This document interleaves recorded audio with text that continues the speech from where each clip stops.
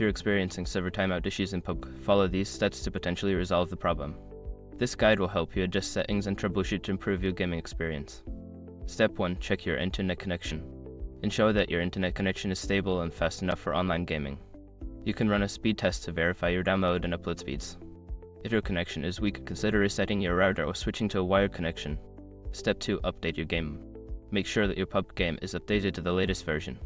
Developers often release patches that fix bugs and improve server stability. Check your game launcher for any available updates and install them. Step 3. Change server region. Sometimes server timeout issues can be related to the server you are connected to. Open the game, go to the settings menu, and select a different server region that may have better connectivity for you. Step 4. Adjust network settings. You can try changing your network settings to optimize your connection. Go to your network settings and set your DNS to public DNS like Google DNS 8.8, 8.8 and 8.8, 4.4, Cloudflare DNS 1.1, 1.1. This can sometimes improve connectivity. Step 5. Disable VPN or proxy. If you are using a VPN or proxy service, try disabling it.